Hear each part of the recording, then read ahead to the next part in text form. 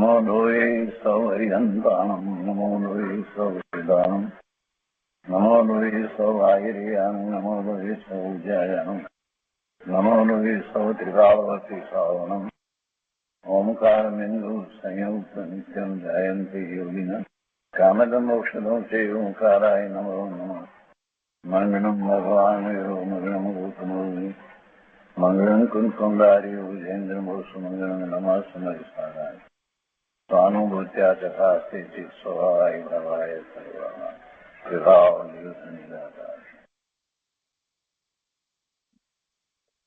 ભગવાન શ્રી ઉમા સ્વામી આચાર્ય વિરચિત મોક્ષ શાસ્ત્ર અર્થાત તત્વાર સૂત્ર અને પૂજ્યપાદ સ્વામી રચિત તત્વાર સૂત્રની ટીકા સર્વાર્થ સિદ્ધિ તથા રામજીભાઈએ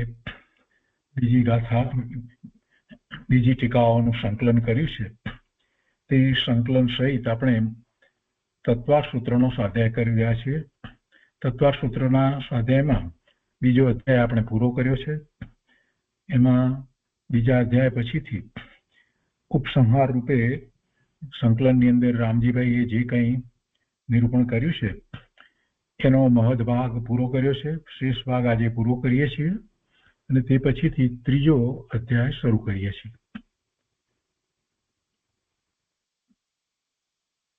સંકલનની અંદર નિમિત્ત નૈમિત્તિક સંબંધ સંબંધીની વાત કરવામાં આવી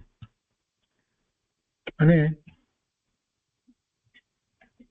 એનો વધારે વિસ્તાર એમણે લીધો છે. એ દ્વારા જે સમજાવવું હતું તે તો એ જ હતું કે નિમિત્તાધીન દ્રષ્ટિ છોડવી. એટલે અહીંયા પાના નંબર 233 ઉપર એ વાત લીધી ચોથા પેરેગ્રાફમાં કે સૂત્ર 21 થી 53 એમ કરીને એમાં એ વાત લીધી કે સંસારી જીવોને ઔદૈહિક ભાવ થતા જે કર્મો એક ક્ષેત્ર અગાઉપણે બંધાય છે તેના ઉદયનો નિમિત્ત નૈમિત્તિક સંબંધ જીવના ક્ષયોક્ષમિક તથા ઔદૈહિક ભાવની સાથે તેમજ મન ઇન્દ્રિયો શરીર કર્મ નવા ભાવ માટેના ક્ષેત્રાંતર આકાશની શ્રેણી ગતિ નો કર્મનું સમય સમય ગ્રહણ તેમજ તેનો અભાવ જન્મ યોનિ તથા આયુ સાથે કેવો હોય છે તે બતાવેલ છે. એટલે 21 થી 53 ની અંદર જે વાતો આવી અને એમાં ઘણી બધી વાતને આપણે પુનરાવર્તનમાં પણ લીધી. એમાં 27મા સૂત્રની એક વાત હતી કે સિદ્ધ દશા થતા જીવને આકાશની કઈ શ્રેણી સાથે નિમિત્ત નૈમિત્તિક સંબંધ છે તે 27મા સૂત્રમાં બતાવ્યો કે સીધી શ્રેણીમાં ગતિ કરે છે અને એનો પણ વિસ્તાર આપણે ગઈકાલે લીધો છે. પણ આજે ફરીથી વાંચન મળે છે કે આ ઉપરથી સમજી લેવું કે જીવને વિકારી અવસ્થામાં કે અવિકારી અવસ્થામાં બંને અવસ્થામાં જે પર વસ્તુઓની સાથે સંબંધ થાય છે તે પર વસ્તુઓને જગતની બીજી પર વસ્તુઓથી છૂટી ઓળખવા માટે તે સમય પૂરતી તેમને નિમિત્ત નામ આપી અને સંબોધવામાં આવે છે. પણ તેથી નિમિત્તની મુખ્યતાએ કોઈ પણ વખતે કાર્ય થાય છે એમ સમજવું નહીં. અને આ અધ્યાયનું 27મું સૂત્ર આ સિદ્ધાંત સ્પષ્ટ કરે છે, સાબિત કરે છે કે મુક્ત જીવ સ્વયં પોતે લોકાકાશના અગ્રે જવાની લાયકાત ધરાવે છે અને ત્યારે આકાશની જે શ્રેણીમાંથી તે જીવ પસાર થાય તે શ્રેણીને આકાશના બીજા ભાગોથી તથા જગતના બીજા બધા પદાર્થોથી જુદી પાડી અને ઓળખાવા માટે નિમિત્ત એવું નામ આરોપ આપવામાં આવે છે. અને પછી નિમિત્ત નૈમિત્તિક સંબંધની અંદર 134મા પાના ઉપર જે વાત લીધી છે તે વાત ફરીથી વાંચનમાં લઈએ છીએ. નિમિત્ત નૈમિત્તિક સંબંધ બહુ મહત્વની વાત છે. ફરીથી વંચાશે તો પુનરુક્તિનો દોષ નહીં આવે. અહીંયા કહે છે કે આ સંબંધ 26-27 એ બે સૂત્રમાં ઘણી ચમત્કારિક રીતે ટૂંકા શબ્દોથી કહેવામાં આવ્યો છે તે અહીં બતાવવામાં આવે છે. જીવની સિદ્ધ અવસ્થાના પ્રથમ સમયે તે લોકાગ્રે સીધી આકાશ શ્રેણીએ મોડા લીધા વિના એટલે મોડ લીધા વિના વળાંક લીધા સિવાય જાય છે એમ સૂત્ર 26-27 પ્રતિપાદન કરે છે. જીવ જે વખતે લોકાગ્રે જાય છે લોકના અગ્રસ્થાને પહોંચે છે જાય છે તે વખતે તે આકાશ શ્રેણીમાંથી જાય છે. તે જ ક્ષેત્રે એટલે એ આકાશ શ્રેણીમાં ધર્માસ્તિકાયના અને અધર્માસ્તિકાયના પ્રદેશો છે. અનેક પ્રકારની પૂતગળ વર્ગણાઓ છે, છૂટા પરમાણુઓ છે, સૂક્ષ્મ સ્કંદો છે, કારણો દ્રવ્યો છે, મહાસ્કંદના પ્રદેશો છે, નિગોદના જીવોના તથા તેમના શરીરના પ્રદેશો છે, તથા છેવટે સિદ્ધશિલાથી ઉપર પૂર્વે એટલે પહેલા મુક્ત થયેલા જીવોના કેટલાક પ્રદેશો છે. એ તમામમાંથી આ અત્યારે વર્તમાનમાં જે મુક્ત થયો છે એ જીવ પસાર થઈ અને તે જીવ લોકાગ્રહ જાય છે. તો હવે તેમાં તે આકાશ શ્રેણીને નિમિત્તપણાનો આરોપ આપ્યો, એને નિમિત્તપણાનો આરોપ આપવામાં આવ્યો છે અને બીજાઓને ના આવ્યો, એનો આરોપ આપવામાં ના આવ્યો. તેનું કારણ વિચારવું જોઈએ, તપાસવું જોઈએ. અને તે તપાસમાં માલુમ પડે છે કે તે મુક્ત થનાર જીવ કઈ આકાશ શ્રેણીમાંથી થઈ અને જાય છે તેનું જ્ઞાન કરાવવા માટે તે આકાશ શ્રેણીને નિમિત્ત સંજ્ઞા આપી. કેમ કે પહેલા સમયની સિદ્ધ દશાને આકાશ સાથેનો સંબંધ બતાવવા માટે તે શ્રેણીનો ભાગ જ અનુકૂળ છે, એટલે એના આસપાસમાંથી તો એ કઈ જતો નથી, એટલે એ અપેક્ષાથી એ શ્રેણીનો ભાગ જ અનુકૂળ છે, એમાંથી જે પસાર થાય છે. પણ બીજું દ્રવ્ય, ગુણ કે પર્યાય તે માટે અનુકૂળ નથી. પછી બીજી વાત લીધી, સિદ્ધ ભગવાનના તે સમયના જ્ઞાનના વ્યાપારમાં આખું આકાશ તથા બીજા તમામ દ્રવ્યો, તેના ગુણો તથા તેના ત્રણેય કાળના પર્યાયો જ્ઞેયો છે. તેથી તે જ સમયે જ્ઞાન પૂરતા તે બધા જ્ઞેયો નિમિત્ત સંજ્ઞા પામે છે. એટલે સિદ્ધ ભગવાનના જ્ઞાનને એ બધા નિમિત્ત છે. અને આપણે એ ઉપરથી વાત લીધી, તે પૂજ્ય ગુરુદેવે જે સમજાવ્યું છે તે કે કેવળ જ્ઞાનમાં 3 લોક 3 કાળ એ બધું નિમિત્ત છે. અને કેવળ જ્ઞાન 3 લોક 3 કાળને નિમિત્ત છે. એ પછી ત્રીજી વાત અહીંયા લીધી કે સિદ્ધ ભગવાનના તે સમયે પરિણમન ગુણને કાળનો તે સમયે વર્તતો સમય નિમિત્ત સંજ્ઞા પામે છે. એટલે પરિણમનનો વિચાર કરીએ તો આપણે કાળની સાપેક્ષતા લઈએ છીએ, તો કે સિદ્ધ ભગવાનના તે સમયે પરિણમન ગુણને કાળનો તે સમયે વર્તતો સમય નિમિત્ત સંજ્ઞા પામે છે. કેમ કે પરિણમનમાં તે અનુકૂળ છે, બીજા અનુકૂળ નથી. ચોથી વાત લીધી, સિદ્ધ ભગવાનની તે સમયની ક્રિયાવતી શક્તિના ગતિ પરિણામને તથા ઉર્ધ્વગમન સ્વભાવને ધર્માસ્તિકાયના તે જ આકાશ ક્ષેત્રે રહેલા પ્રદેશો તે જ સમયે નિમિત્ત સંજ્ઞા પામે છે. એટલે કે જે શ્રેણીમાં ધર્માસ્તિકાયના પ્રદેશો છે એ નિમિત્ત થાય છે. કેમ કે ગતિ કરવામાં ધર્માસ્તિકાય નિમિત્ત કહેવાય છે, એ જ અનુકૂળ છે અને બીજા અનુકૂળ નથી. વળી એ આકાશની શ્રેણીના જે પ્રદેશો જે છે એમાં અધર્માસ્તિકાય પણ છે, પણ અધર્માસ્તિકાય ગતિ કરે છે ત્યારે તો કઈ નિમિત્ત નથી. પાંચમી વાત છે, સિદ્ધ ભગવાનના ઉર્ધ્વગમન સમયે બીજા દ્રવ્યો જે તે આકાશ ક્ષેત્રે છે તે તથા બાકીના દ્રવ્યો પણ નિમિત્ત સંજ્ઞા પામે છે. કેમ કે તે બધા દ્રવ્યોને જો કે સિદ્ધ અવસ્થા સાથેનો કાંઈ સંબંધ નથી, તો પણ વિશ્વને સદા ટકાવી રાખે છે એટલું બતાવવા માટે તે અનુકૂળ નિમિત્ત છે. એ રીતે ત્યાં વાત લેવામાં આવી. કેમ કે તેમના જ્ઞાનને એ બધું નિમિત્ત છે. સિદ્ધ ભગવાનને જ્ઞાનને નિમિત્ત છે એટલે એને કારણે જ્ઞાન થાય છે એમ નથી, પણ એ છે જે હોય, જ્ઞેય હોય એનું જ્ઞાન થાય ને, એટલે જ્ઞેય છે એમ લેવાનું છે. જે જ્ઞેય જ નથી એનું જ્ઞાન ન હોય. અને સર્વજ્ઞ પરમાત્માને જ્ઞેય માત્રનું જ્ઞાન છે. જે પછી જ્ઞેયો એ વખતે પ્રગટ હોય કે ન હોય, પણ જ્ઞેય છે.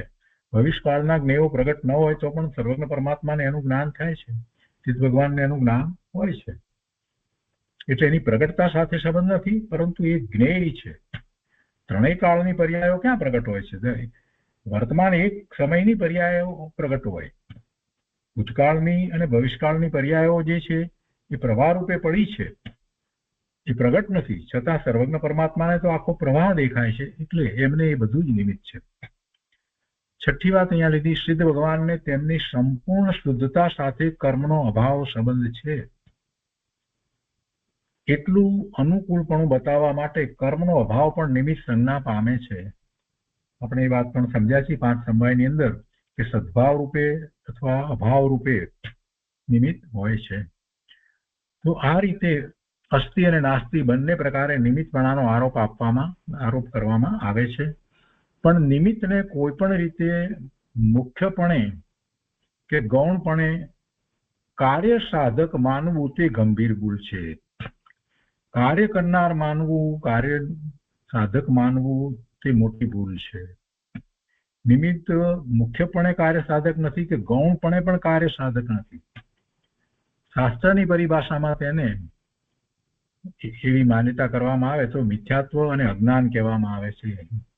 એને જો નિમિત્તને કાર્ય સાધક માનવામાં આવે એટલે નિમિત્ત કાર્ય કરે છે એમ માનવામાં આવે તો મિથ્યાત્વ છે, અજ્ઞાન છે. 7મું, નિમિત્ત જનક અને નૈમિત્તિક જન્ય છે. જનક એટલે જે જન્મ આપે છે તે, અને નૈમિત્તિક જન્ય છે એટલે એ સંતતિ છે. તો કહે છે કે નિમિત્ત જનક અને નૈમિત્તિક એટલે નવી પર્યાય જે થઈ છે તે નૈમિત્તિક. એ વખતે નિમિત્ત હાજર છે અને પર્યાય થઈ છે તો એને આપણે નૈમિત્તિક કહીએ છીએ. પણ એ નિમિત્તથી જુદું દ્રવ્ય હોય છે. જેનું પરિણમન થયું એ દ્રવ્ય અને એની નવી જે પર્યાય થઈ પરિણમન થતા એ બંને એક જ દ્રવ્ય છે. એક જ દ્રવ્ય છે એટલે જે ઉપાદાન કારણ રૂપે જે દ્રવ્ય જે છે એ અને હવે એની નવી પર્યાય થઈ એ બંને દ્રવ્ય એક જ હોય. પણ એ વખતે જેને નિમિત્તનો આરોપ આપવામાં આવ્યો છે એ દ્રવ્ય જુદું હોય. તો એ જુદું દ્રવ્ય જે છે એ કઈ આ નવી પર્યાય કરે છે એવું નથી. એટલે નિમિત્ત જનક અને જે નવી પર્યાય થઈ નૈમિત્તિક તે જન્ય છે એમ વસ્તુનું સ્વરૂપ નથી. છતાં જો એમ જીવ અજ્ઞાન દશામાં માને છે, તેથી અજ્ઞાનીઓની કેવી માન્યતા હોય છે તે બતાવવા માટે નિમિત્તને જનક અને નૈમિત્તિકને જન્ય વ્યવહારે કહેવામાં આવે છે. પણ સમ્યક જ્ઞાની જીવો તેમ માનતા નથી. નિમિત્ત જનક નથી, નૈમિત્તિક જન્ય નથી. નૈમિત્તિકનું મૂળ કારણ તો ઉપાદાન કારણ છે જ. નૈમિત્તિક એટલે નવી પર્યાય જે થઈ એનું મૂળ કારણ તો ઉપાદાન કારણ છે, તે જ છે. માટી છે તે ઘડાનું કારણ છે, કુંભાર ઘડાનું કારણ નથી. અને એમનું આ જે માને છે કે કુંભાર એ ઘડાને બનાવ્યો, ઘડાની ઉત્પત્તિનું કારણ કુંભાર જે માને છે એ ભૂલ કરી રહ્યા છે. એ નિમિત્તને જનક માની રહ્યા છે અને નૈમિત્તિકને એની સંતતિ એનું જન્ય માને છે. તો એ જ્ઞાન અજ્ઞાનીનું છે. પણ સમ્યક જ્ઞાની જીવો તેમ માનતા નથી. અને એમનું જે જ્ઞાન સાચું છે એમ ઉપરના 5 પારા બતાવે છે. એટલે સમ્યક જ્ઞાનીનું જ્ઞાન જે છે તે સત્ય છે. કેમ કે તેમાં જણાવેલા અનંત નિમિત્તો કે તેમાંનું કોઈ અંશે પણ સિદ્ધ દશાનું જનક થયું નથી. એ બધાને નિમિત્ત જ કહેવામાં આવ્યા. સિદ્ધ ગતિ વખતે પણ નિમિત્ત કહેવામાં આવ્યા. સિદ્ધ દશાનું કારણ કહેતા અહીંયા એમ સમજવું કે સિદ્ધ દશા તો જ્યારે નિર્વાણ પામે છે ત્યારે સિદ્ધ દશા તો શરૂ થઈ, પણ સિદ્ધ દશામાં ઉર્ધ્વ ગમન જે થયું તો એનું કારણ કોઈ નિમિત્ત નથી. એનું કારણ નથી. એ બધા નિમિત્ત જ છે. એને નિમિત્ત કારણ કહેવાય, પરંતુ એ જનક કારણ નથી. એનું કર્તા તરીકે એ કાર્ય એ કરે છે એમ નથી. ઉર્ધ્વ ગતિ થાય છે જીવની થાય છે અને એમાં આ બધા નિમિત્ત છે. એ નિમિત્તો એ ઉર્ધ્વગતિ રૂપ કાર્ય કરાવતા નથી. એટલે સિદ્ધ દશાનું જનક થયું નથી. વળી સિદ્ધ દશા જે થઈ એમાં પણ કોઈ નિમિત્ત જે છે એ ખરેખર કરતા થઈ અને કાર્ય કરતું નથી. જીવનો પુરુષાર્થ પોતાનો પુરુષાર્થ છે એ જ સિદ્ધ દશાનું મૂળ કારણ છે. અને તે નિમિત્તો કે તેમાંના કોઈના અનંતમાં અંશથી પણ નૈમિત્તિક સિદ્ધ દશા જન્ય થઈ નથી, સિદ્ધ દશા ઉત્પન્ન થઈ નથી. હવે આગળ લઈએ છીએ 8મો. સંસારી જીવો જુદી જુદી ગતિના ક્ષેત્રોએ જાય છે. શીઘ્ર ગતિમાં બીજા જન્મમાં બીજો ભાવ કરે છે તો સંસારી જીવો જુદી જુદી ગતિના ક્ષેત્રોએ જાય છે. તે પણ જીવોની ક્રિયાવતી શક્તિના તે સમયના પરિણમનને કારણે જાય છે. જીવમાં અને પૂતગળમાં બેમાં ક્રિયાવતી શક્તિ હોય છે. ધર્માસ્તિકાય અધર્માસ્તિકાય આકાશકાળ એમાં ક્રિયાવતી શક્તિ નથી. બે દ્રવ્યમાં ક્રિયાવતી શક્તિ છે. એટલે જીવ જ્યારે ક્રિયાવતી શક્તિને કારણે પરિણમન કરે છે અને જુદા ક્ષેત્રોએ જાય છે તો ક્ષેત્રાંતર થાય છે. એ વખતે એની સાથે કાર્મણ શરીર અને તેજસ શરીર પણ જાય છે. પણ એ બંને પણ શું છે? પૂતગળ પરમાણુનો સ્કંદ છે. એટલે એ પણ એનું પણ ક્ષેત્રાંતર થાય છે. તો એનું ક્ષેત્રાંતર એના કારણે કોઈને એમ થાય કે તમે આટલું બધું જુદું શું કરા પાડો છો? એ જીવના કર્મ છે. એ જીવે એ કર્મ બાંધ્યા છે અને એ કર્મ કાર્મણ શરીર રૂપે છે. તો એની સાથે જાય તો એને તમે શું કરા જુદું પાડો છો? કોઈને આવો પણ પ્રશ્ન થાય. પણ જો આ જુદું નહીં પાડીએ ત્યાં સુધી આપણને ભગવાન આત્મા ની સ્વતંત્રતા સમજાશે નહીં. એટલે એ વાતને પણ ત્યાંય જુદી પાડવાની છે કે વિગ્રહ ગતિમાં કાર્મણ શરીર જીવની સાથે જાય છે તો એમાં જીવ એને લઈ જાય છે એમ નથી. કાર્મણ શરીર એ પૂતગળનો સ્કંદ છે એટલે કર્મ. કાર્મણ શરીર એટલે કર્મ. તેજસ શરીર પણ એ પણ પૂતગળનો સમૂહ છે. એ બંનેમાં પણ પૂતગળ છે માટે ક્રિયાવતી શક્તિ છે અને એ એના કારણે જાય છે. એને જીવ લઈ જતો નથી કે કાર્મણ શરીર છે એ જીવને લઈ જતું નથી. વિગ્રહ ગતિમાં એક સમય, બે સમય, 3 સમય કે 4 સમયની વિગ્રહ ગતિ એમાં પણ કોઈને લઈ જતું નથી. જીવ પોતાની ક્રિયાવતી શક્તિથી ક્ષેત્રાંતર કરે છે અને કર્મ કાર્મણ શરીર તેજસ શરીર એ પોતે પોતાની ક્રિયાવતીથી ક્ષેત્રાંતર કરે છે. એકબીજાને ક્ષેત્રાંતર કરાવતા નથી. આટલી બધી દ્રવ્યોની સ્વતંત્રતા છે. પણ એવો જ નિમિત્ત નૈમિતિક સંબંધ છે. અહીંયા તો નિમિત્ત નૈમિતિક સંબંધની વાત ચાલે છે કે જ્યારે જીવ એક ગતિમાંથી બીજી ગતિમાં જાય છે, વિગ્રહ ગતિની અંદર જાય છે, તે વખતે પણ જેણે જે પ્રકારે જે કર્મ બાંધ્યા છે એવું કાર્મણ શરીર છે તો એની સાથે જાય છે. એવો નિમિત્ત નૈમિતિક સંબંધ છે. તો કહે છે કે સંસારી જીવો જુદી જુદી ગતિના ક્ષેત્રોએ જાય છે તે પણ જીવોની ક્રિયાવતી શક્તિના તે સમયના પરિણમનને કારણે જાય છે. તેમાં પણ ઉપરના પેરેગ્રાફમાં જે 1 થી 5માં જણાવ્યા મુજબ નિમિત્તો હોય છે. એમાં પણ નિમિત્તો હોય છે. જે આકાશના ક્ષેત્રમાં એ જાય છે, એની ગતિ થાય છે તો એ ક્ષેત્રાંતરમાં એ ધર્માસ્તિકાયના પ્રદેશો એ ક્ષેત્રમાં રહેલા એને તે સમયના પર્યાય સિવાય બીજું એ નિમિત્ત હોય છે અને એ સિવાય બીજું કોઈ દ્રવ્ય ગુણ કે પર્યાય નિમિત્ત સંજ્ઞા પામતું નથી. એટલે જે ક્ષેત્રમાં એ ગતિ કરે છે 1, 2, 3, 4 સમયમાં તો એ આકાશના ક્ષેત્રમાં રહેલ ધર્માસ્તિકાયના પ્રદેશો તેને તેમાં નિમિત્ત કારણ કહેવાય છે. અને એ જ રીતે પેલા કાર્મણ શરીર અને તેજસ શરીર પણ સાથે જ ગતિ કરે છે. એને પણ એ ધર્માસ્તિકાયના પ્રદેશો એને પણ નિમિત્ત થાય છે. બીજું કોઈ દ્રવ્ય કે પર્યાય નિમિત્ત સંજ્ઞા પામતું નથી. તે વખતે અનેક કર્મોનો ઉદય હોવા છતાં એક વિહાયોગ ગતિ કર્મનો ઉદય જ નિમિત્ત નામ પામે છે. આવી ગતિ થઈ તો એમાં વિહાયોગ ગતિનો ઉદય જે છે એ નિમિત્ત નામ પામે છે. બીજા પર કર્મો તો છે, કાર્મણ શરીર આખું છે એટલે બધા કર્મો છે. અને ગત્યાનુપૂર્વી કર્મના ઉદયને તો જીવના પ્રદેશોના તે સમયના આકારની સાથે ક્ષેત્રાંતર વખતે નિમિત્તપણું છે. ગત્યાનુપૂર્વી કર્મના ઉદયને જીવના પ્રદેશોના તે સમયના આકાર, પ્રદેશ તો ગુણની પર્યાય, જે વ્યંજન પર્યાય જેને કહેવામાં આવે છે ને તે એક આકાર હોય છે ને.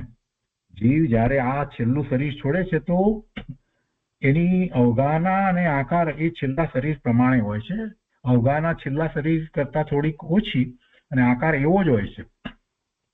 વિગ્રહ ગતિમાં જાય તો અહીંથી ધારો કે એક જીવ છે, મનુષ્ય છે, એ આ દેહને છોડે છે અને હવે એની ગતિ ઘોડા તરીકે થવાની છે. તો વિગ્રહ ગતિમાં એનો આકાર કયો છે? વિગ્રહ ગતિમાં એનો મનુષ્યનો જ આકાર હોય છે. જ્યાં સુધી તે જ્યાં પહોંચવાનું છે ત્યાં નથી પહોંચતો ત્યાં સુધી ગતિ તો એની થવાની છે હવે તિર્યંતની. અને ત્યાં પછી એક સમય બાકી છેલ્લા સમયે આહાર ગ્રહણ કરે છે ત્યાં સુધી અનાહારક હોય છે, પછીથી આહાર ગ્રહણ કરે છે અને પછી એનું શરીર એ પ્રમાણે થાય છે.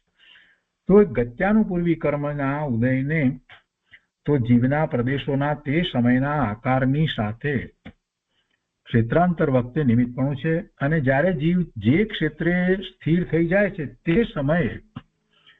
સમયે અધર્માસ્તિકાયના તે ક્ષેત્રના પ્રદેશોનો તે સમયનો પર્યાય નિમિત્ત નામ પામે છે. કેમ કે ત્યાં રોકાઈ ગયું. રોકાવામાં તો ગતિ અટકી, એમાં તો અધર્માસ્તિકાય એમાં નિમિત્ત છે. અને આ જ વાત જે છે તે સિદ્ધ પરમાત્માને પણ લાગુ પડે છે. ત્યાં પણ કે જ્યાં સિદ્ધ સદાની ઉપર લોકાગ્રે એ સિદ્ધ પરમાત્માનો આત્મા હવે ગતિ કરતો નથી, ત્યાં રોકાય છે, તો ત્યાં રહેલ અધર્માસ્તિકાય ના પ્રદેશો એમાં નિમિત્ત થાય છે. ત્યાં ધર્માસ્તિકાય અને અધર્માસ્તિકાય બંને છે અને ગતિ કરે છે તો એ ગતિમાં ધર્માસ્તિકાય નિમિત્ત છે ત્યાં સુધી, ને પછી એ ગતિ રોકાય છે તો એ અધર્માસ્તિકાય ત્યાં નિમિત્ત છે. એ નિમિત્ત છે પણ ખરેખર એ ગતિ કરાવતું નથી કે ગતિને રોકતું નથી. ધર્માસ્તિકાય કે અધર્માસ્તિકાય એ નિમિત્ત કારણ કહેવાય છે, પણ વાસ્તવમાં તો એ સિદ્ધ પરમાત્માની એવી જ યોગ્યતા હતી કે ત્યાં સુધી પહોંચે અને ત્યાં જ પછી સ્થિર થાય. એમ પણ નહીં કે એ શ્રેણીમાં આવ્યા છે અને પછી એની બાજુની શ્રેણી એક પ્રદેશ એને અડીને છે એમાં જરાક ખસે, એમ પણ પછી થતું નથી. એવું ક્ષેત્રાંતર પણ નથી થતું. પરમાત્મામાં પૂર્ણ શક્તિ છે, ક્રિયાવતી શક્તિ પૂર્ણ છે, બધી શક્તિ હોવા છતાં પણ એટલું પણ ક્ષેત્રાંતર નથી થતું. કેમ નથી થતું? કોઈ એમ કે ધર્માસ્તિકાય આગળ નથી એટલે ઉપર નથી જતા, પણ અમે એમ પૂછીએ છીએ કે તો એ વાત તમારી બરાબર. કેટલાક લોકો આ છે ને એવી વાત પણ કરે છે કે સિદ્ધનો આત્મા જે છે તે પછી આગળ ઉપર નથી જતો, લોકાકાશથી ઉપર. એનું કારણ કેમ કે ત્યાં ધર્માસ્તિકાય નથી. પણ વાસ્તવમાં જ્યાં બાજુમાં જ્યાં ધર્માસ્તિકાય છે તો એ તરફ કેમ નથી જતો? ધારો કે ઉપર ન જાય તો ઠીક છે, પણ બાજુમાં કેમ એ પછી સિદ્ધ ભગવાનનો આત્મા ખસતો નથી? એક પ્રદેશ પણ આમ સાઈડમાં ખસી શકે કે ન ખસી શકે? ત્યાં તો ધર્માસ્તિકાય છે ને, તો એવું પણ નથી થતું. જો ધર્માસ્તિકાય ને કારણે ધર્માસ્તિકાય નથી, એને કારણે જો આત્મા ઉધ્વગતિમાં લોકાકાશની બહાર ન જતો હોય આમ જો માનવામાં આવે, એમ જ માનવામાં આવે છે ને અત્યારે વર્તમાનમાં એવું કેટલાક ઉપદેશકો એવી રીતે વાત કરે છે. પૂજ્ય ગુરુદેવે આ વાતને સમજાવી છે કે ભાઈ એ નિમિત્ત છે, એને કારણે અટકે છે એમ નથી. પણ જે સિદ્ધ પરમાત્માની એ એવી ત્યાં સુધી રહેવાની, ત્યાં સ્થિર થવાની એવી જ યોગ્યતા છે. એટલે એને તર્ક દ્વારા સમજવી હોય તો આપણે આ રીતે પણ સમજી શકીએ કે ભાઈ તમે જે કહો છો કે ધર્માસ્તિકાય આગળ નથી એટલે ઉપર નથી જતા, પણ અમે એમ કહીએ છીએ કે બાજુમાં તો ધર્માસ્તિકાય છે, તો એક પ્રદેશ આગો કે પાછો સાઈડમાં ખસે છે? ના, સિદ્ધ પરમાત્માનો જીવ એક પ્રદેશ પણ આગળ બાજુમાં એ ખસતો નથી. એના ઉપરથી જે નક્કી થાય છે કે એમની એ યોગ્યતા છે ત્યાં જ રહેવાની, સ્થિરતા ત્યાં જ કરવાની યોગ્યતા છે. એટલે બધા નિમિત્ત છે. મૂળ વાત તો આપણે એ કરી રહ્યા છીએ. ત્યારે નિમિત્ત કરતા નથી, નિમિત્ત કાંઈ કરતું નથી. નિમિત્ત દ્વારા જે કંઈ થઈ રહ્યું છે એ નિમિત્તનું કાર્ય નથી, પણ એની હાજરી છે એટલું બતાવવા માટે, નિમિત્તનું જ્ઞાન કરાવવા માટે. જ્યારે જે કંઈ કાર્ય થાય, જે પણ દ્રવ્યને વિશે કાર્ય થાય, તેમાં બીજું દ્રવ્ય જે છે તે અનુકૂળ છે તો એને નિમિત્તનો આરોપ આપવામાં આવે. અને હંમેશા કાર્ય થયા પછી જ ખબર પડે કે નિમિત્ત શું હતું. એ પહેલા કોઈને નિમિત્તનો આરોપ આપી શકાતો જ નથી. તો આગળ હવે લઈએ. એટલે અહીંયા કહે છે કે અધર્માસ્તિકાયના તે ક્ષેત્રના પ્રદેશોનો તે સમયનો પર્યાય નિમિત્ત નામ પામે છે. કેમ કે સ્થિતિ થઈ જાય છે એટલે એવી રીતે વાત લીધી.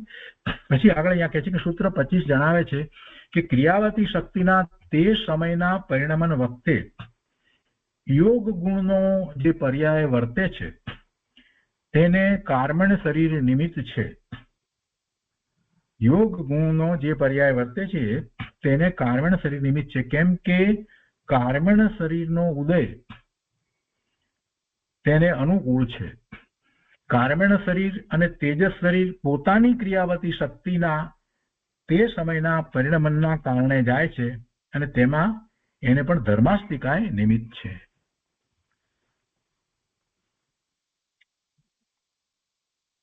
આ ક્રિયાવતી શક્તિના તે સમયના પરિણમન વખતે યોગ ગુણનો જે પર્યાય વર્તે છે, યોગ ગુણનો પર્યાય વર્તે છે એટલે કે જે આત્મા પ્રદેશોનું કંપન છે એવો યોગ, તો એમાં કર્મણ શરીર નિમિત્ત છે. કેમ કે એને હજી એવું કર્મ છે એટલે એને નિમિત્ત કહેવામાં આવ્યું. આગળ 9માં કહે છે કે આ શાસ્ત્રમાં નિમિત્તનો કોઈ જગ્યાએ નિમિત્તને કોઈ જગ્યાએ નિમિત્ત નામથી જ કહેલ છે અને કોઈ જગ્યાએ પહેલા અધ્યાયના 14મા સૂત્રમાં એ વાત આવી છે એટલે કે છે ને કોઈ જગ્યાએ ઉપકાર, ઉપગ્રહ વગેરે નામથી કહેલ છે. જો અધ્યાય 5મું સૂત્ર 17 થી 20. મૂળ વાત એ કરવી છે કે નિમિત્ત પણ કહેવાય છે, કોઈ જગ્યાએ ઉપકાર પણ કહેવાય છે. શાસ્ત્રની પરિભાષામાં તેનો એક જ અર્થ થાય છે, પણ અજ્ઞાની જીવો એક વસ્તુથી બીજી વસ્તુનું ભલું ભૂંડું થાય છે એમ માને છે. એક વસ્તુથી બીજી વસ્તુનું કાર્ય થાય છે, ભલું થાય કે ભૂંડું થાય, જે પણ એનું કંઈ કાર્ય થાય છે, એમાં ફેરફાર થાય છે. તો એક વસ્તુ દ્વારા બીજી વસ્તુમાં ફેરફાર થાય છે, આ અજ્ઞાનીઓની માન્યતા છે. તે બતાવવા માટે, એ માન્યતા ખોટી છે, તે બતાવવા માટે ઉપકાર, સહાયક, બલાધાન, બહિરંગ સાધન, બહિરંગ કારણ, નિમિત્ત, નિમિત્ત કારણ એ આદિ શબ્દોનો પ્રયોગ થાય છે. એ આદિ નામોથી સંબોધે છે, પણ એનો અર્થ એવો નથી કે એ કાર્ય કરે છે. આ સહાયક છે, આ ઉપકારી છે, અથવા તો આ બહિરંગ કારણ છે, આવું બધું આપણે શાસ્ત્રમાં બોલીએ છીએ. પણ એ વખતે પણ આપણે એ વાતને ખ્યાલમાં રાખવાની છે કે એ સહાયક છે એટલે ખરેખર કાંઈ એ કાર્ય કરે છે એમ નથી. એની ઉપસ્થિતિ છે અને એ ઉપસ્થિતિ છે તો અનુકૂળતા છે, એ સિવાય બીજું કાંઈ નથી. એટલે એને નિમિત્તનો આરોપ આપવામાં આવે છે. તો એ આદિ નામથી સંબોધે છે, પણ તેથી તેઓ ખરેખર કારણ કે સાધન છે એમ માનવું નહીં. એક દ્રવ્યને, તેના ગુણને કે તેના પર્યાયને બીજાથી જુદા પાડી બીજા સાથેનો તેનો સંબંધ બતાવવા માટે ઉપર કહેલા નામોથી સંબોધવામાં આવે છે. આ ઉપકાર, સહાયક વગેરે નામોથી કહેવામાં આવે છે. માત્ર એટલું જ સમજવાનું, પણ ખરેખર એ કાંઈ કરે છે એમ સમજવાનું નથી. બે દ્રવ્ય ભેગા થઈને કોઈ ત્રીજા દ્રવ્યનું કાર્ય કરે એમ પણ નથી, અથવા તો આ દ્રવ્યનું કાર્ય આ દ્રવ્ય પોતે પણ કરે અને એની સાથે બીજું દ્રવ્ય જોડાઈને એમ કાર્ય કરે એમ પણ નથી. એ વાતને પણ બરાબર સાથે સમજવાની છે. નિમિત્ત ઉપાદાનના દોરાની અંદર આ વાત બહુ સરસ રીતે સ્પષ્ટ કરવામાં આવી છે. અહીંયા કહે છે કે ઇન્દ્રિયોને, ધર્માસ્તિકાયને, અધર્માસ્તિકાયને વગેરેને બલાધાન કારણના નામથી પણ ઓળખવામાં આવે છે, પરંતુ તે કોઈ પણ ખરું કારણ નથી, કોઈ ખરેખર બળ આપતું નથી કે કાંઈ બળનો આધાર થતું નથી. છતાં કોઈ પણ સમયે તેમની મુખ્યતાએ કોઈ કાર્ય થાય છે એમ માનવું તે નિમિત્તને જ ઉપાદાન માનવા બરાબર થાય છે. એટલે તો મોટી ભૂલ છે, અથવા તો વ્યવહારને જ નિશ્ચય માનવા બરાબર થઈ જાય છે. એટલે તો મોટી ભૂલ છે. 10મું, ઉપાદાન કારણને લાયક નિમિત્ત સંયોગ રૂપે તે સમયે અવશ્ય હોય છે. જો ઉપાદાન કારણ જે છે એને ઉપાદાન કારણ કહીએ છીએ ત્યારે સમજવાનું એ છે કે એનું પરિણમન થાય છે, નવી પર્યાય થવાની છે, નવી અવસ્થા થવાની છે, તો એને માટે એ ઉપાદાન કારણ છે. અને નવી પર્યાય થવાની છે તો એ વખતે સંયોગ રૂપે બીજું દ્રવ્ય જે છે જે અનુકૂળ છે એને નિમિત્તનો આરોપ આપવામાં આવે છે. આ વાતને આપણે ખ્યાલમાં રાખીએ છીએ તો એમાં પછી પ્રશ્ન નથી થતો કે નિમિત્ત થશે કે નહીં હોય, નિમિત્ત આવશે તો કારણ કામ થશે, અથવા તો નિમિત્ત નહીં હોય તો શું થશે, આવા બધા કોઈ પ્રશ્ન ઉપસ્થિત થતા જ નથી. કે નિમિત્ત કોને કહેવું એ તો પછી કહેવાય, નિમિત્ત કોને કહેવું એ તો પછી કહેવાય, કાર્ય થયા પછી કહેવાય. ને એટલા માટે જ આપણે પેલું ઘડાનું ઉદાહરણ સમજીએ છીએ કે ઘડો થયા પછી કહેવાય કે કોણે બનાવ્યો. માટીનો પિંડ એ મૂકવામાં આવ્યો, ચાકડા ઉપર મૂકવામાં આવ્યો, ચાકડો ફરી રહ્યો છે, કુંભાર ત્યાં બેઠો છે, આપણને એમ કે કુંભાર જ નિમિત્ત છે, પણ ના, એમ નથી બનતું. કુંભારને કોઈ બોલાવે છે, ઊભો થઈ જાય છે, ને એના સ્થાને એની પત્ની બેસી જાય છે તો પત્ની નિમિત્ત કહેવાય છે, એનો છોકરો બેસી જાય છે, છોકરો નિમિત્ત કહેવાય. એટલે કેવી રીતે તમે કહી શકો કે આ માટીમાંથી ઘડો બને એમાં આ જ નિમિત્ત છે? પહેલાથી કેવી રીતે કહી શકો? ન કહી શકાય. કાર્ય થયા પછી ખબર પડે કે કોણે એ કાર્ય કર્યું.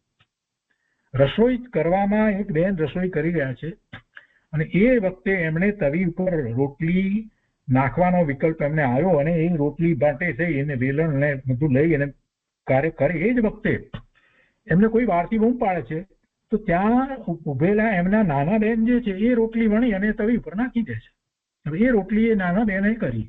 તમે માનતા હતા કે આ બેને કરશે. આવું નથી બનતું. આપણું આ વ્યવહારમાં આપણે જોઈએ છીએ.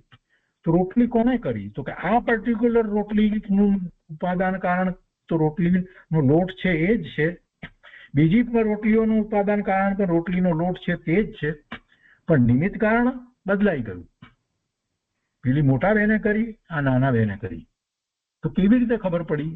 રોટલી થઈ પછી ખબર પડી.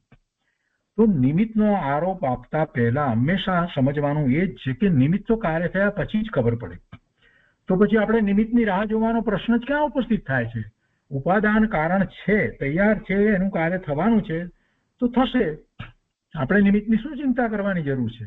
આ વાત અહીંયાથી આપણે પકડવાની છે. ઉપાદાન કારણને લાયક નિમિત્ત સંયોગ રૂપે તે સમયે અવશ્ય હોય છે. તમારે ચિંતા કરવાની જરૂર નથી. કોણ નિમિત્ત એની ચિંતા કરવાની જરૂર નથી. હા, એટલું કે પછી તમે જોજો કે એમાં નિમિત્ત શું હતું, બસ એટલું. પરંતુ નિમિત્તની ચિંતા ન કરો. જેવું કાર્ય થાય એને ઉચિત નિમિત્ત જ હોય. જ્ઞાન આરાધના થાય તો એની અંદર જીવને જ્ઞાન આરાધના થાય તો એમાં જીનવાણી જ નિમિત્ત હોય. ભગવાનની સાક્ષાત વાણી નિમિત્ત હોય કે ગુરુ દ્વારા એ જીનવાણી હોય એ નિમિત્ત હોય કે શાસ્ત્ર દ્વારા જીનવાણી હોય એ જ નિમિત્ત હોય. જ્ઞાન આરાધનામાં શું હોય? જ્ઞાન આરાધના જે થાય એમાં એ જ હોય નિમિત્ત, બીજું શું હોય? એની અંદર મોટર કે સાયકલ કે એ કઈ નિમિત્ત ન હોય. એની અંદર અજ્ઞાની મિથ્યા દ્રષ્ટિ પ્રોફેસર જે છે એ કઈ નિમિત્ત ન હોય. કોણ નિમિત્ત હોય? જ્ઞાની હોય એ નિમિત્ત હોય. આ વાત અત્યારે અમેરિકાની અંદર લોકો સમજતા નથી અને પેલી ચેર ઊભી કરી દે છે જે પેલા મિથ્યા દ્રષ્ટિ માંસ ખાનારા પ્રોફેસરો એમાં જૈન દર્શન ભણાવે છે. અમને તો બહુ જ એમાં આશ્ચર્ય થાય છે. એ ક્યાંથી નિમિત્ત થવાના હતા? શું જીનવાણીની વાત કરવાના હતા?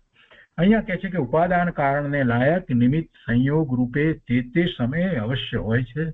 એવો સંબંધ ઉપાદાન કારણની અર્થાત ઉપાદાનની તે સમયની પરિણમન શક્તિને જેના ઉપર નિમિત્તપણાનો આરોપ આવે છે તેની સાથે સંબંધ છે. એટલે એ ઉપાદાનને એ નિમિત્ત સાથે એવો જેની ઉપર નિમિત્તનો આરોપ આપવામાં નથી એનો એ વખતે સંયોગ રૂપે સંબંધ હોય છે.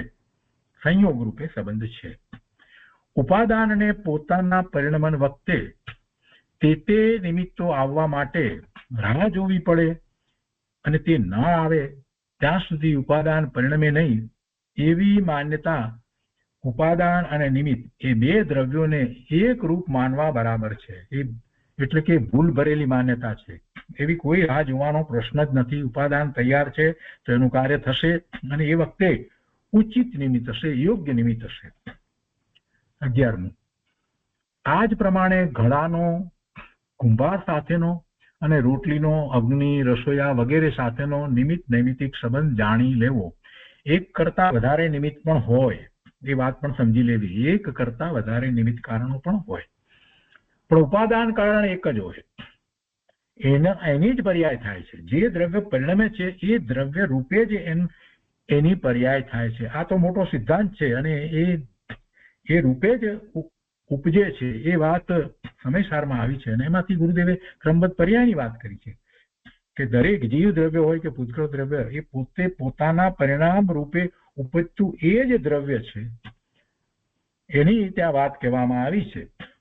એના ક્રમ નિયત પરિણામ રૂપે ઉપજતું એ જ દ્રવ્ય હોય છે, એટલે પર્યાયની અંદર એ જ દ્રવ્ય હોય છે. અને ક્રમ નિયત શબ્દ હતો તો એના ઉપરથી ગુરુદેવે એ વાતને સ્પષ્ટ કરી કે એ ક્રમ નિયત એટલે એમાંથી ક્રમબદ્ધની વાત લીધી હતી.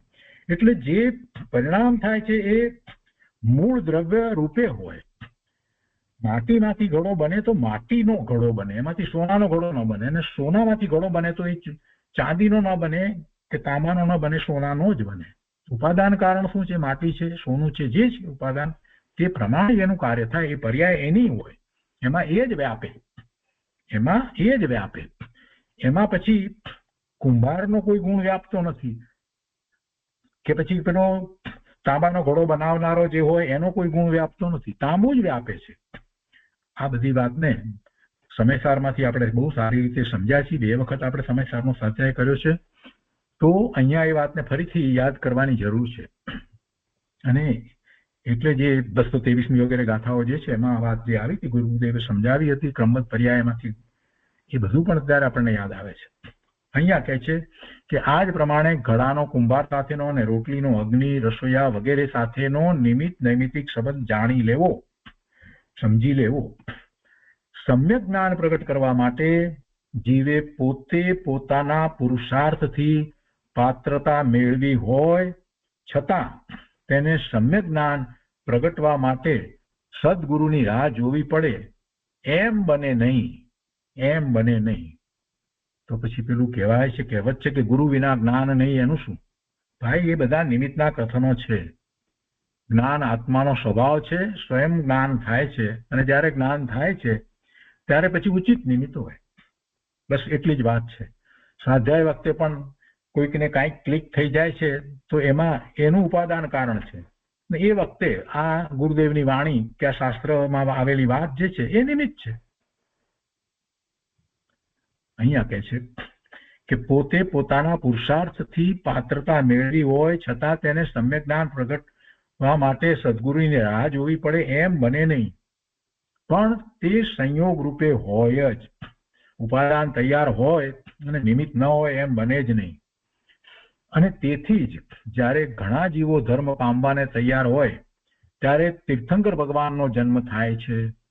અને તેઓ યોગ્ય સમયે, એ જે જીવો છે એ પણ પાછા યોગ્ય સમયે કેવળ જ્ઞાન પામે છે તથા તેમનો દિવ્ય ધની સ્વયં પ્રગટે છે. એટલે તીર્થંકર ભગવાનને પણ જન્મ થયા પછીથી પણ યોગ્ય સમયે કેવળ જ્ઞાન પામે છે તથા તેમનો દિવ્ય ધની પણ યોગ્ય સમયે પ્રગટે છે. જ્યારે સામે એવા જીવો હોય છે. અને આપણે એમાં તો જાણીએ છીએ મહાવીર સ્વામી ભગવાનના ઉદાહરણની અંદર કે સામે એવું પાત્ર જીવ હતું નહીં, એટલે દિવ્ય ધ્વનિ છૂટી નહીં. એમ એના ઉપરથી કેટલાક લોકો એમ ગણતરી કરે કે જુઓ આ નિમિત્ત નહોતું અને નિમિત્ત આવ્યું. ઇન્દ્ર મહારાજા ગૌતમ સ્વામીને લઈ આવ્યા ત્યારે વાણી છૂટીને, તો એના ઉપરથી કેટલાક લોકો આવું કરે છે. પણ પૂજ્ય ગુરુદેવે બહુ સ્પષ્ટ કર્યું છે કે એ દિવ્ય ધ્વનિ છૂટવાનો કાળ એ જ હતો, એની જન્મક્ષણ એ જ હતી. એમાં કઈ ગૌતમ સ્વામી આવ્યા માટે દિવ્ય ધ્વનિ છૂટી એમ નથી. પણ એવું જ વસ્તુનું સ્વરૂપ છે, જ્યારે છૂટવાની છે ત્યારે સામે એવા જીવ હોય જ. એટલે નિમિત્તને આધીન દ્રષ્ટિ છોડવી. નિમિત્ત હોય છે, નિમિત્તની ચિંતા ન કરવી. જ્યારે જે કાર્ય થાય ત્યારે ઉચિત નિમિત્ત હોય જ છે. તો એ ઉપરથી આપણે તો ઉપદેશ એ જ ગ્રહણ કરવાનો કે આપણે તો પુરુષાર્થ કરવાનો છે. અને 5 સમવાય પૂર્વક કાર્ય થાય છે, એમાં એક નિમિત્ત, એક સમવાય છે. બાકીના 4 સમવાયનો વિચાર કરવાનો કે મારો જ્ઞાન સ્વભાવ છે, હું પુરુષાર્થ કરું છું. અને પુરુષાર્થ કરી અને જે સમયે એ પર્યાય થવાની છે એ જ ભવિતવ્ય છે, એવી જ પર્યાય થશે. અને એ વખતે એવું નિમિત્ત હશે અને જે સમય થશે એ જ એની જન્મક્ષણ છે. એટલે ત્યારે એમ કહેવાય કે કાળલબ્ધિ પાકી. અને એટલા માટે જ 5 સમયમાંથી કોઈ પણ એકની મુખ્યતાથી કહેવામાં આવે કે કાળલબ્ધિ પાકે ત્યારે થાય, ત્યારે પણ બાકીના 4 સમવાય છે. જ્યારે એમ કહેવામાં આવે કે પુરુષાર્થથી કાર્ય થાય ત્યારે પણ બાકીના 4 સમવાય છે. એટલે 5 સમવાય પૂર્વક જ કાર્ય થાય છે. એને પણ સાથે સમજીએ તો આપણને એમ ન લાગે કે આ નિમિત્તથી કાર્ય થાય છે, એવી ભૂલ ક્યારેય થાય નહીં. આગળ 8મું, અહીંયા હવે છેલ્લી વાત લીધી છે. આ બધી નિમિત્ત સંબંધીની વાત કર્યા પછી તાત્પર્ય રૂપે વાત લીધી છે કે તાત્પર્ય એ છે કે આ અધ્યાયમાં કહેલા 5 ભાવો અને તેમના બીજા દ્રવ્યોની સાથેના નિમિત્ત નૈમિત્તિક સંબંધનું જ્ઞાન કરીને બીજા બધા ઉપરથી લક્ષ ખેંચીને પરમ પારિણામિક ભાવ તરફ પોતાનો પર્યાય વાળતા, એટલે કે પોતાના જ્ઞાન દર્શનના ઉપયોગને પારિણામિક ભાવ, પોતાનો પરમ પારિણામિક ભાવ જે દ્રવ્યાર્થિક નયના વિષયભૂત છે એ તરફ વાળતા સમ્યક દર્શન થાય છે. અને પછી તેનું બળ વધતા સમ્યક ચારિત્ર થાય છે. તે જ ધર્મ માર્ગ, મોક્ષ માર્ગ છે. તો એ પ્રમાણે શ્રી ઉમાસ્વામી વિરચિત મોક્ષ શાસ્ત્રના બીજા અધ્યાયની ગુજરાતી ટીકા અહીંયા પૂરી થાય છે. હવે એ પછીથી ત્રીજો અધ્યાય શરૂ કરતા રામજીભાઈએ ભૂમિકા તરીકે જે લખ્યું છે તે મહત્વનું છે. તો આપણે પહેલા એ વાંચનમાં લઈએ છીએ. અધ્યાય ત્રીજો, એમાં ભૂમિકા. અહીંયા કહે છે કે આ શાસ્ત્રના પહેલા અધ્યાયના પહેલા સૂત્રમાં, શું સૂત્ર હતું? સમ્યક દર્શન જ્ઞાન ચારિત્રાણી મોક્ષ માર્ગ.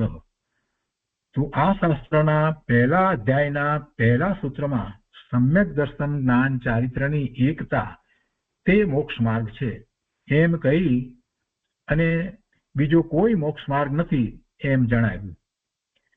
તેથી એમાં એમ પણ જણાવ્યું કે પુણ્યથી, શુભ ભાવથી કે પર વસ્તુ અનુકૂળ હોય તો ધર્મ થઈ શકે એમ માનવું તે ભૂલ છે. પુણ્યથી, શુભ ભાવથી કે પર વસ્તુની અનુકૂળતાથી ધર્મ થતો નથી. ધર્મ તો સમ્યક દર્શન, સમ્યક જ્ઞાન, સમ્યક ચારિત્ર રૂપે જ છે. એની એકતા રૂપ મોક્ષ માર્ગ છે. એ જ ધર્મ છે. એવા પરિણામ અને એ સમ્યક દર્શન, સમ્યક જ્ઞાન, સમ્યક ચારિત્ર રત્નત્રયના પરિણામ જે છે એ સ્વને આશ્રય થાય છે. એટલે કે પોતે ભગવાન આત્મા પરિણામિક ભાવે રહ્યો છે તો એના આશ્રય એટલે એનું લક્ષ્ય કરતા એ પરિણામ થાય છે. બીજી કોઈ રીત નથી. સમ્યક દર્શન, સમ્યક જ્ઞાન, સમ્યક ચારિત્ર તે આત્માના શુદ્ધ પર્યાય છે. તેને એક શબ્દમાં કહીએ તો સત્પુરુષાર્થ તે મોક્ષ માર્ગમાં છે. આથી સિદ્ધ થયું કે આત્માની પોતાની શુદ્ધ પરિણતિ તે જ ધર્મ છે. આત્માની શુદ્ધ પરિણતિ તે જ ધર્મ છે. આમ જણાવી અને અનેકાંત સ્વરૂપ બતાવ્યું. તે સૂત્રમાં પહેલો શબ્દ સમ્યક દર્શન કયો છે. સમ્યક દર્શન જ્ઞાન ચારિત્રાણી મોક્ષ માર્ગ, એટલે પહેલો શબ્દ સમ્યક દર્શન ઉમા સ્વામીજી ભગવાને મૂક્યો છે. તો સમ્યક દર્શન કયો છે? તો તે એમ સૂચવે છે કે ધર્મની શરૂઆત સમ્યક દર્શનથી જ થાય છે. એનો અર્થ જ એ છે કે ધર્મની શરૂઆત સમ્યક દર્શનથી જ થાય છે. અને તે અધ્યાયમાં સમ્યક દર્શનનું લક્ષણ પછી બીજા સૂત્રમાં દર્શાવ્યું કે તત્વાર શ્રદ્ધાનમ સમ્યક દર્શનમ, એટલે તત્વાર શ્રદ્ધા ને સમ્યક દર્શનનું લક્ષણ કહ્યું. ત્યાર પછીથી તત્વાર્થનું સ્વરૂપ સમજાવ્યું અને સમ્યક જ્ઞાનના અનેક પ્રકાર કયા તથા મિથ્યા જ્ઞાનનું સ્વરૂપ પણ સમજાવ્યું. મિથ્યા જ્ઞાનનું પણ સ્વરૂપ સમજાવ્યું અને સમ્યક દર્શન જ્ઞાન ચારિત્રની એકતા તે એક જ મોક્ષ માર્ગ છે એમ પહેલા સૂત્રમાં સ્પષ્ટપણે જણાવી અને જાહેર કર્યું કે કોઈ વખતે ઉપાદાનની પરિણતિની મુખ્યતાથી કાર્ય થાય અને કોઈ વખતે સંયોગ રૂપ બાહ્ય અનુકૂળ નિમિત્તની મુખ્યતાથી કાર્ય થાય એવું અનેકાંતનું સ્વરૂપ નથી. એવું અનેકાંતનું સ્વરૂપ નથી. આ નિમિત્ત અનુકૂળ છે એ તો ઉપચાર કારણ કહેવામાં આવે. આગળ કહે છે કે બીજા અધ્યાયથી, આ પહેલા અધ્યાયની વાત કરી અને પછી એના અનુસંધાનમાં કહે છે કે બીજા અધ્યાયથી જીવ તત્વનો અધિકાર શરૂ કર્યો. તેમાં જીવના સ્વતત્વરૂપ, નિજ તત્વરૂપ 5 ભાવો જણાવ્યા. તે 5 ભાવોમાંથી સકળ નિરાવરણ અખંડ એક પ્રત્યક્ષ પ્રતિભા સમયે અવિનશ્વર શુદ્ધ પારિણામિક પરમ ભાવના આશ્રયે ધર્મ થાય છે. આપણે તો હંમેશા એમ જ બોલવાનું છે, એમ જ યાદ રાખવાનું છે, વારંવાર ઘૂંટવાનું છે કે સકળ નિરાવરણ, પૂર્ણપણે નિરાવરણ, અખંડ, એક, પ્રત્યક્ષ પ્રતિભા સમય, અવિનશ્વર, શુદ્ધ, પારિણામિક, પરમ ભાવ લક્ષણ એવો હું છું. એવો નાયક ભાવ હું છું અને એના આશ્રય ધર્મ થાય છે એમ જણાવવા માટે ઔપસમિક ભાવ કે જે ધર્મની શરૂઆત છે તેને પહેલા ભાવ તરીકે વર્ણવ્યો, ત્યાર પછી જીવનું લક્ષણ ઉપયોગ છે એમ જણાવી અને તેના ભેદો બતાવ્યા અને 5 ભાવોની સાથે પરદ્રવ્યો, ઇન્દ્રિય વગેરેનો કેવો સંબંધ હોય છે તે જણાવ્યું. કર્મોનો કેવો સંબંધ હોય છે તે પણ આપણે એમાં સમજ્યા. 5 ભાવોમાં 4 ભાવો જે છે એ પર્યાય રૂપ છે અને એના કેટલા પેટા ભાગ છે, આ બધું આપણે એમાં બીજા અધ્યાયમાં એ સમજ્યા છીએ. અને એનો સંબંધ 5 ભાવોની સાથે પરદ્રવ્ય, ઇન્દ્રિય વગેરેનો કેવો સંબંધ છે તે જણાવ્યું. ઇન્દ્રિય વગેરે કહ્યું એટલે કર્મ પણ એમાં આવી ગયા કે કર્મનો ઉપશમ થાય, ક્ષયોપશમ થાય, ક્ષય થાય વગેરે. જીવનો ઔદૈહિક ભાવ તે જ સંસાર છે. ટૂંકમાં કંઈ સમજાવવું હોય તો એમ જ કહેવાય સંસાર શું છે તો કે જીવનો ઔદૈહિક ભાવ તે જ સંસાર છે. અજ્ઞાન દશામાં ઔદૈહિક ભાવ હોય ત્યારે જીવને શુભ અને અશુભ ભાવો હોય છે. શુભ ભાવનું ફળ એ દેવની ગતિ કે એવી ઉત્તમ મનુષ્યની ગતિ વગેરે હોય છે અને એ પ્રમાણે એને બીજી અનુકૂળતાઓ વગેરે પ્રાપ્ત થાય છે. તો શુભ ભાવનું ફળ દેવપણું છે, અશુભ ભાવની તીવ્રતાનું ફળ નારકીપણું છે, શુભાશુભ ભાવના મિશ્રપણાનું ફળ મનુષ્યપણું છે અને માયાનું ફળ તિર્યંજપણું છે. આ સામાન્ય રીતે વાત કરવામાં આવી, મુખ્યપણે આમ સમજાય છે કે તિર્યંજ ગતિમાં જે જાય છે અને માયાઓ ઘણી હતી એટલે એમાં જાય છે. શુભાશુભ ભાવના મિશ્રપણાનું ફળ મનુષ્યપણું છે અને વિશેષ પુણ્યનો બંધ કર્યો હોય તો એને ભોગવવા માટે મનુષ્ય ગતિમાં ન ભોગવી શકાય એટલે દેવની ગતિ થાય છે. અને તીવ્ર અશુભ ભાવ છે, અશુભ ભાવને કારણે તિર્યંજ ગતિ પણ થાય અને તીવ્ર એવા અશુભ ભાવ કર્યા હોય તો એનું ફળ ભોગવવા માટે નરકમાં જવું જ પડે, ત્યાં જ એ ભોગવી શકાય એટલે કે છે કે તેનું ફળ નારકીપણું છે. તો આ સામાન્ય ચારેય ગતિના કારણ અહીંયા કહેવામાં આવે છે. તો જીવ અનાદિથી અજ્ઞાની છે, તેથી અશુદ્ધ ભાવોના કારણે એટલે શુભાશુભ ભાવોના કારણે તેનું ભ્રમણ થયા કરે છે, ભવના ભ્રમણ ચાલ્યા કરે છે. અને તે ભ્રમણ કેવું હોય છે તે 3જા અને 4થા અધ્યાયમાં બતાવ્યું છે. એટલે આજે હવે 3જો અધ્યાય શરૂ કરવો છે એની ભૂમિકા તરીકે આ વાત કરી કે 3જા અધ્યાય અને 4થા અધ્યાયમાં શું વાત આવશે કે આ જે ભ્રમણ થઈ રહ્યું છે એ 4 ગતિના ભ્રમણ જે થઈ રહ્યા છે તો એની વાત અહીંયા લેવી છે. તો કહે છે કે તે ભ્રમણમાં ભવોમાં શરીર સાથે તેમજ ક્ષેત્ર સાથે જીવનો કેવા પ્રકારનો સંયોગ હોય છે. કેમ કે શરીર અને ક્ષેત્ર બે હોય છે ને, જ્યાં જાય છે તો દેવ થાય છે તો દેવનું શરીર અને દેવલોક છે, નારકી થાય છે તો નારકી એવું શરીર છે અને નરક છે એટલે ક્ષેત્ર છે. તો શરીર સાથે તેમજ ક્ષેત્ર સાથે જીવનો કેવા પ્રકારનો સંયોગ હોય છે તે અહીં બતાવવામાં આવે છે. આ 3જા અને 4થા અધિકારની આગળ વાત આવશે. અહીંયા કહે છે કે માંસ, દારૂ વગેરે ભક્ષણનો ભાવ, આકરું, જુઠ્ઠું, ચોરી, કુશીલ તથા લોભ વગેરેના તીવ્ર અશુભ ભાવને કારણે જીવ નરક ગતિ પામે છે. તો તેનું આ 3જા અધ્યાયમાં પ્રથમ વર્ણન કર્યું છે અને પછી મનુષ્ય તથા તિર્યંજના ક્ષેત્રોનું વર્ણન કર્યું છે. 4થા અધ્યાયમાં દેવગતિને લગતી વિગતો આપવામાં આવી છે. તો આ 2 અધ્યાયનો સાર એવો છે, 3જા અને 4થા અધ્યાયનો સાર એવો છે કે જીવના શુભાશુભ વિકારી ભાવના કારણે જીવને અનાદિથી આ પરિભ્રમણ ચાલી રહ્યું છે અને તેનું મૂળ કારણ મિથ્યા દર્શન છે, મિથ્યાત્વ છે, વિપરીત શ્રદ્ધા છે. માટે ભવ્ય જીવોએ મિથ્યા દર્શન ટાળી અને સમ્યક દર્શન પ્રગટ કરવું. ભવના ભ્રમણને ટાળવાનું એકમાત્ર જો કાંઈ કારણ હોય તો સમ્યક્ત્વ છે. સમ્યક્ત્વ પ્રગટ કરવું એટલે ભવના ભ્રમણ અટકે, બીજો કોઈ રસ્તો નથી. ને સમ્યક્ત્વ પ્રગટ કરે ત્યાંથી જ ધર્મની શરૂઆત થાય અને ત્યાંથી જ પછી એને સુખની આનંદની અનુભૂતિ થાય. છે કે માટે ભવ્ય જીવોએ મિથ્યા દર્શન ટાળીને સમ્યક દર્શન પ્રગટ કરવું. કોઈ કહે છે કે પણ ભવ્ય જીવોએ કરવું ને અમે ક્યાં ભવ્ય છીએ કે નથી એ જ અમને ખબર નથી, તમારે શું કરવું? કેમ કે ઘણા મૂર્ખા લોકો છે ને એ ઊંધી રીતે વસ્તુને પકડે. એટલે ગુરુદેવે એ વાતને બહુ સ્પષ્ટ કરી છે. ગુરુદેવે કહ્યું કે ભાઈ તું અભવ્ય છે એવો વિકલ્પ શું કરે છે?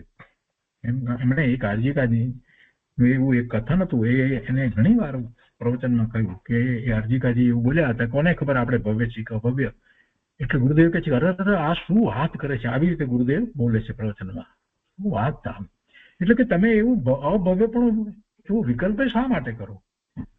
એ છે કે ભવ્ય જીવોએ અહીંયા કહ્યું છે કે આપણે ભવ્ય તરીકે જ આખો પુરુષાર્થ કરવાનો છે. માટે ભવ્ય જીવોએ મિથ્યા દર્શન ટાળી અને સમ્યક દર્શન પ્રગટ કરવું. ભવ્ય જીવ છે એ પણ જ્યાં સુધી સમ્યક દર્શન નથી પ્રગટ કરતો ત્યાં સુધી એ જ્ઞાન ભાવે તો પરિણમતો નથી, એટલે અભવ્ય જેવો જ છે. એટલે એને તો એમ લેવાનું છે કે હું અભવ્ય નથી ને મારે અભવ્યની જેમ પરિણમવું નથી, હું ભવ્ય છું. અને એમ જ પુરુષાર્થ ઉપાડવાનો છે, સમ્યક દર્શન પ્રગટ કરવાનું છે. સમ્યક દર્શનનું બળ એવું છે કે તેના જોડે ક્રમે ક્રમે સમ્યક ચારિત્ર વધતું જાય છે. જો અહીંયા વધતું જાય છે એટલે એનો અર્થ શું કે સમ્યક દર્શન થાય છે ત્યારે પણ એને સમ્યક ચારિત્ર તો પ્રગટ થાય છે અને અનંતાનુબંધી એની ચોકડી જાય છે, એટલું સમ્યક આચરણ ચારિત્ર તો એ વખતે હોય જ છે. એટલે વધતું જાય છે, નવું પ્રગટ થાય છે એમ વાત નથી લીધી. અને ચારિત્રની પૂર્ણતા કરી આયુષના અંતે જીવ સિદ્ધ ગતિ પ્રાપ્ત કરે છે. પોતાની ભૂલના કારણે જીવની કેવી કેવી ગતિ થઈ, તે કેવા કેવા દુઃખો પામ્યો અને બહારના સંયોગો કેવા તથા કેટલા કાળ સુધી રહ્યા, એ બધા સંયોગો તે બતાવવા માટે અધ્યાય 2, 3, 4 કયા છે. અને તે ભૂલ ટાળવાનો ઉપાય એ પહેલા અધ્યાયમાં પહેલા સૂત્રમાં જ બતાવી દીધો. પહેલા અને બીજા સૂત્રની અંદર એ બતાવી દીધો, ઉપાય તો પહેલા જ બતાવી દીધો. તો અહીંયા આ રીતે ભૂમિકાની અંદર બધી વાત સ્પષ્ટ કરી છે. હવે અહીંયા ત્રીજા અધિકારની શરૂઆત કરે છે. એમાં સૌથી પહેલા અધોલોકનું વર્ણન એટલે 7 નરક પૃથ્વીઓનું વર્ણન આવે છે. તો એ આપણે આવતા સ્વાધ્યાયથી શરૂ કરીશું. આજનો સ્વાધ્યાય અહીંયા સુધી રાખીએ છીએ.